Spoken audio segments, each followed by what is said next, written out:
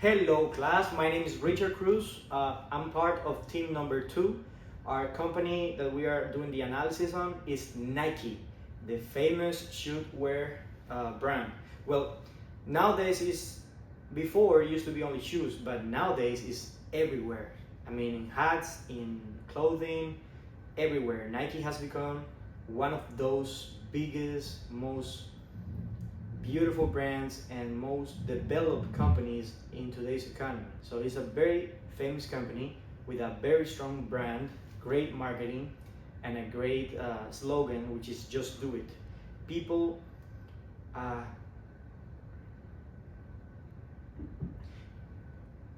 people have a great sentiment of achievement and empowerment when they wear Nike stuff, which is one of the biggest competitive advantages that Nike has. They have managed to get themselves, their idea, their brand, into the heads of people, making them believe that they are better when they wear their products. So, the beginning of Nike. When Nike started, it was not called Nike, it was called Blue Ribbon Sports. Initially, it started on Oregon, and the person who founded Nike in the beginning was Phil Knight. This guy was a extremely entrepreneurial person. When he was young, I actually have his book here, his autobiography. It's called Shoe Dog, Phil Knight, and I read it, and he tells the story of how he began the company and how everything started. It comes out that this guy decided when he was graduating from college to take a trip around the world. But in all of those travels around the world, he find out that in Japan, the manufacturers of shoes have had a great business and had a great method to do shoes, to make shoes. An example of this, it was the ASICS company that we know today. Well, the founder back then, was already successful. Phil Knight decided to go and present himself to him in Japan and ask him to sell his product, his shoes, in the United States. And he wanted to introduce ASICS, at that time ASICS, to the US market. That's how he got started in the business of shoes. Then he went back to his home in Oregon and asked his father for a loan. He went to the bank, asked for a loan, and then he imported from Japan all of these shoes. The shoes, if I remember correctly from the book, they were called the Tiger shoes. They still exist today, but they are, if you may imagine, very vintage. This was in the year 1964. When he bring out the shoes to the United States, he started doing marketing campaigns, especially with someone who is the co-founder of Nike, a guy named Bill Bowerman, something like that. They both partnered together. Bowman was a big sport guy. He was an athlete, and he was the first person to promote the Nike brand. He was a school teacher. He was a teacher for guys who run marathons and stuff like that. So he introduced that kind of shoe to the US market, and then everything started to explode. It was a complete success, this type of Japanese shoes in the US. So he started ordering more and more shoes from Japan, and that's how everything got into place. Many times Nike was about to go bust. Okay, he was many times about to go bankrupt and everything was closed, but it never happened. He was extremely passionate about it. He was a CEO.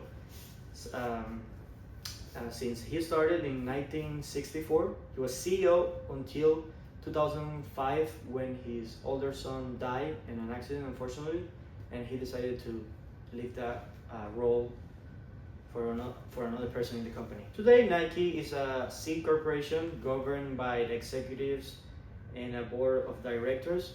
The CEO of Nike today and the executive director is Mark Parker. Who owns Nike? Well, Nike is owned by anyone and everyone who buys S&P 500 for retirement, funds, conventional investors, institutional investors, retail investors. I mean, Nike stock is owned by so many people and funds because of its track record, and its performance in the world. So Nike is owned by multiple firms like Vanguard, Fidelity, these investment brokers that people use them to buy this. Where do they operate? Across the world.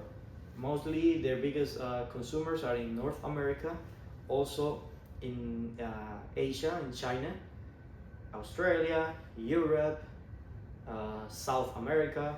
For example, Adidas has always been competing against Nike. Puma, too. But there are also new brands that are coming out, niche brands that are targeting certain types of people. For example, the brand Up, the brand Hoka. These kinds of brands, there are mini brands. They call them mini brands. They are coming up now. They are the ones that are competing against Nike because they are taking customers that Nike already had before, and they are bringing them for their side. For example, not focusing that much in sports. For example, the brand Up is focusing more on people working in healthcare. Nike is all about sports, but now sports shoes have turned that thing, and they are focusing on everyday people not doing sports, just doing everyday tasks. And this is something where Nike has gone a little bit behind in. And these little brands are attacking Nike, taking customers, and this is the biggest threat for Nike right now. Losing customers to smaller but profitable emerging brands everywhere, taking customers. They are kings still. They own mostly all of their market. Nike is the guy with all of the customers, but they are seeing those problems. Biggest competitive advantage is the mindset that they have established behind the product. Just do it. That feeling of being unstoppable when wearing Nike products. That's the biggest competitive advantage in the minds of the people, and being the number one in volume. Okay, they have power over the numbers because they have so many customers. They are number one in the world with customers, so they have advantages with those numbers. So they get to do real things with prices because they control the market, and other companies are not be able to compete. Those strategies, Nike could do it because their volume, so they have that advantage also. Well, I'll give it up to my teammate. Thank you very much. Continue. All right, now let's dive into Nike's external environment using Porter's 5 forces. And trust me, this is where things get really interesting. First up, the threat of new entrants. Honestly, pretty low. Why? Because breaking into the athletic footwear and apparel game takes massive investments. We're talking design, manufacturing, marketing, the whole 9 yards. Sure, smaller niche brands like Hoka and Lululemon have gained traction by specializing in running, yoga, or performance wear, but scaling to Nike's level, that's a whole different story. Next, supplier power. Low to moderate. Nike works with thousands of suppliers worldwide and can shift production if needed, which is huge. But here's the catch. Rising labor costs and sustainability expectations are giving suppliers just a little more leverage. Still, Nike's sheer size keeps them in the driver's seat. Buyer power? That's moderate to high. Consumers have endless options, and switching brands is easier than ever, especially online. But Nike's secret weapon? Brand loyalty. People love their swoosh, and that keeps the balance in Nike's favor. Now, the threat of substitutes, which is moderate.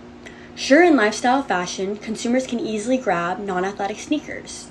But for athletes who need top-tier performance and technology, Nike still reigns supreme. And finally, rivalry. Intense doesn't even begin to cover it. Adidas and Puma are still in the mix, but now niche performance brands like Hoka, Lululemon, and Alo are shaking things up. Constant product launches, athlete endorsements, and influencer-driven marketing means Nike has to stay on its toes. Literally. Now, zoning out, let's look at Nike's broader environment with the pestle lens. There's a lot of shaping how they compete globally. Political, trade regulations, import tariffs, and labor laws. Most of Nike's manufacturing is overseas, so any shift here can hit hard. Economic. Inflation, consumer spending, and fluctuating currencies directly affect sales. A tough economy? Nike has to get creative to keep demand high. For socioculture, health, wellness, and athleisure are massive right now. Consumers want brands that are sustainable and socially responsible. Nike's got to keep up. Technological. Innovation is king. From advanced materials to apps like Nike Run Club, they're pushing the digital experience like no one else. Environmental. Climate risk and sustainability expectations are just buzzwords. They're supply chain necessities. Nike is investing in recycled materials and reducing carbon footprints. Legal. Labor standards, product safety, and IP laws across dozens of countries. Nike's legal team is busy, but it's all crucial for global operations. So what's the bottom line? Nike's playing in one of the most competitive arenas in the world. Customers can switch brands instantly, trends change at lightning speed, and sustainability and digital innovation are now table stakes. But with its massive scale, iconic brand, and digital leadership, Nike remains a powerhouse in a high-pressure, fast-moving industry. Let's take a look at Nike's internal analysis using Vrind framework to understand what truly drives their sustainable competitive advantage. Nike's biggest strengths come from its powerful brand reputation, deep global distribution network, and continuous investment in product innovation. These resources are valuable because they allow Nike to command premium pricing while also maintaining strong customer loyalty. They're also rare. Few competitors have the same cultural influence or global reach. Nike's capabilities, especially in marketing, athlete partnerships, and supply chain efficiency, are difficult for competitors to imitate, which protects them in a long-term position. Its data-driven design process, proprietary technologies like Flyknit and Air, and long-standing athlete relationships can further strengthen its ability to consistently deliver products to consumers. Moving forward, Nike should focus on a few strategic areas to ensure it can continue to sustain this competitive advantage. First, doubling down on innovation, especially in sustainable materials and digital project creation, can also help Nike stay ahead as consumer expectations can shift toward eco-friendly and tech-integrated products. Second, Nike needs to continue strengthening its direct-to-consumer channels like sneakers and Nike.com to deepen customer relationships and capture higher margins at the same time. Third, continued investment in transparent and resilient supply chains can be essential given the vulnerabilities exposed by global distributions in recent years.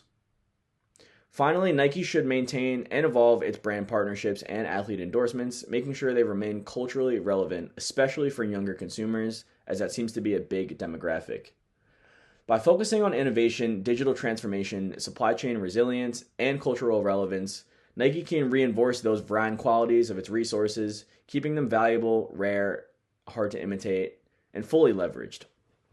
This proactive approach will help the company to protect and extend its sustainable competitive advantage well into the future. Nike's in the global apparel and footwear industry, which is a huge market that's very competitive, always changing based off consumer preferences and the economy.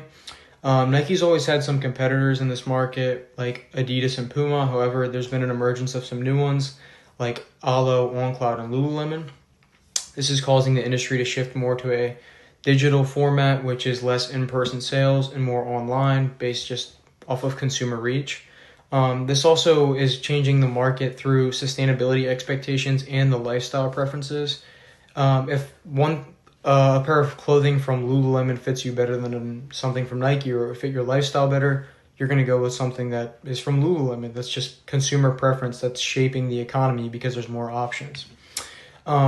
To do the SWOT also, to break down Nike from a strength, weakness, threats approach, Nike is still one of the biggest global companies in the clothing industry. It's dominated for a long time, and it also has huge revenue to show for this. It's very strong digitally too, because of the way that it's recognized, the way that the market was changing since the creation of the company. However, there are some weaknesses. Nike has experienced revenue decline because of increased competition, which is just given because people want niche markets, people want specific things. They're not just going to get the general thing from Nike. If OnCloud offers a running shoe they like more than Nike, they're going to get the OnCloud.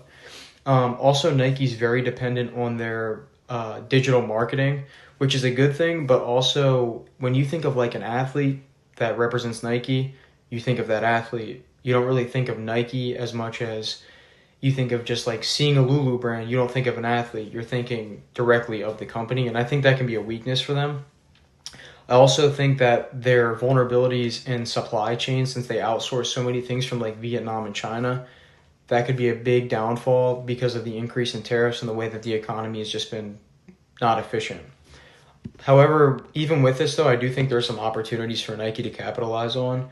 Growing in niche performance industries, like I said about the On Cloud shoe, if Nike can produce specific niche for like trail running, somebody's going to choose that over just a general On Cloud. So Nike becoming more specific can help them. They can also continue to have sustainability of AI. They've implemented it so far, but if they continue to do that, all they're going to do is get stronger within the market. Even with this, though, there are some threats. They have intense competition from the companies, like I said, which can continue to decrease their revenue. And the economic slowdowns are a huge impact, regardless of if they're getting it from the United States or outside, because of the supply chain disruptions that could potentially threaten the company. Nike remains the global leader in athletic footwear and apparel, earning over $51 billion in 2024. But more recently, its dominance has been challenged. Revenue fell about 10% in 2025, and EBIT dropped by 40%. This shows that although Nike is still the top brand, it operates in a much tougher environment than before. The athletic industry is extremely competitive with constant innovation, low switching costs, and fast moving consumer trends. Alongside Adidas and Puma, new specialist brands like OnCloud and Hoka are taking share in key performance categories. Digital shopping sustainability expectations and rapid fashion cycles add even more pressure. Even so, Nike continues to have internal strengths needed for advantage. Its brand power, global supply chains, innovative productive development, and strong direct-to-consumer strategy all match the VRINE criteria. These resources are still valuable and difficult for competitors to copy. So to stay competitive, Nike must accelerate innovation in performance in women's categories and expand personalize its digital ecosystem, diversify manufacture to reduce cost pressures, and strengthen its presence in fast-growing regions. At the same time, sustainability should become a central advantage, not just a requirement, because today consumers increasingly value environmentally responsible brands. So overall, Nike still has what it takes to lead the industry, but its future success depends on how it will adapt. Through innovation, digital growth, operation efficiency, global expansion, and strong sustainability practices.